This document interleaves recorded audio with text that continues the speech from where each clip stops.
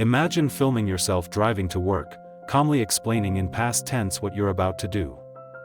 Jerry Motley did exactly that. On a cold Michigan morning in 2018, he turned on his camera and documented his descent into darkness. He streamed live on Facebook as he walked into his workplace with murder on his mind. His boss and coworker had no idea what was coming.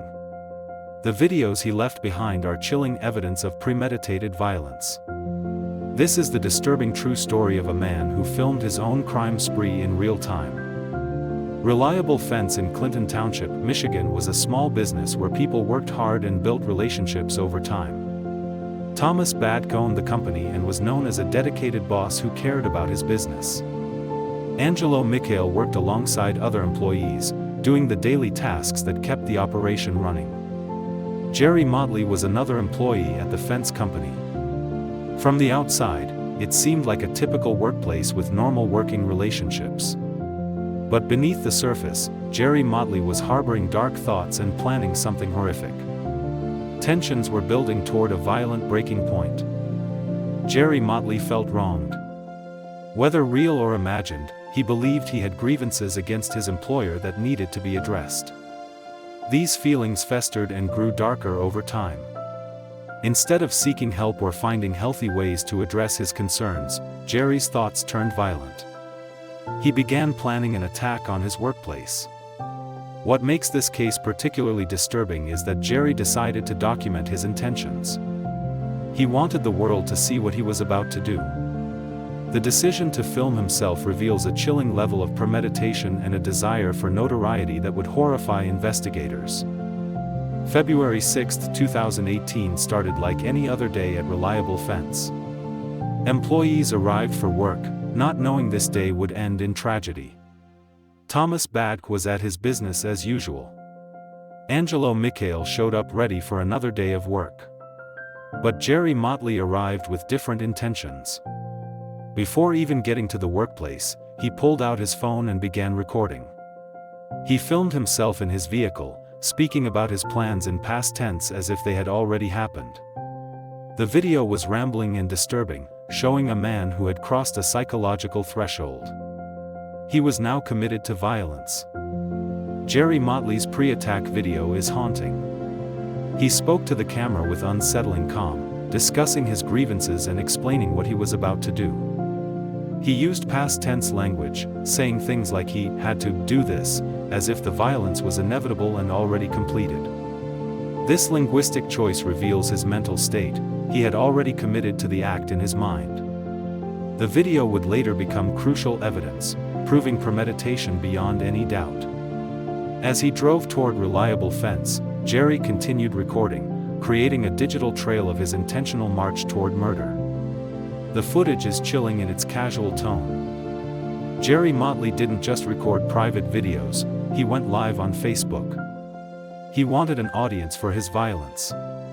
As he approached and entered the workplace, his phone was streaming everything in real time. This decision to broadcast his attack live adds another layer of horror to the case. It shows a desire not just to commit violence but to have it witnessed and documented. Social media has created new dimensions to criminal behavior, allowing perpetrators to seek instant notoriety. Jerry's Facebook live stream would provide investigators with real-time documentation of his movements and state of mind during the attack. Jerry Motley entered Reliable Fence armed and dangerous. What happened next was captured on his own video. He confronted Thomas Badke, his boss, and opened fire. Thomas didn't survive the attack. Jerry also shot Angelo Micale, a coworker who was simply there doing his job. Angelo was seriously injured but would survive. The violence was swift and brutal. Jerry's own recordings captured the sounds of gunfire and chaos. The Facebook live stream showed the immediate aftermath. It was a workplace turned into a crime scene in moments. Multiple lives were shattered by one man's decision to turn grievances into deadly violence. After the shooting, Jerry Motley continued filming. His post-attack videos show a man apparently processing what he had just done. He made statements to the camera, explaining his actions and motivations.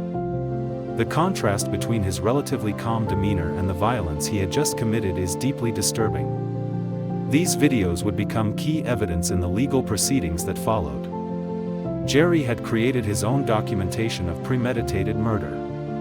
While some criminals try to hide their crimes, Jerry had done the opposite. He had filmed everything and shared it with the world.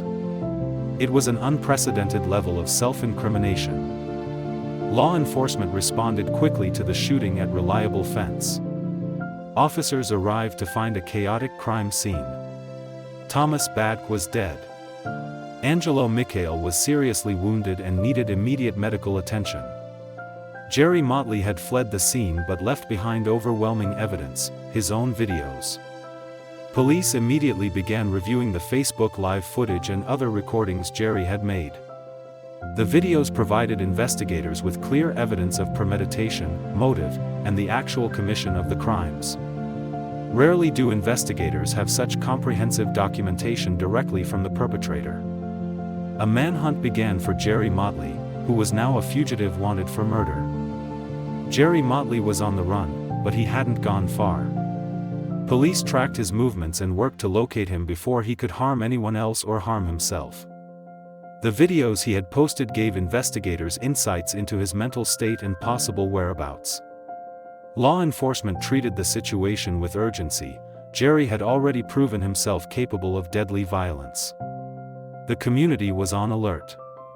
News spread quickly about the workplace shooting and the disturbing videos Jerry had posted online. People were horrified that someone had live-streamed violence. After a tense period of searching, police successfully located and apprehended Jerry Motley without further violence.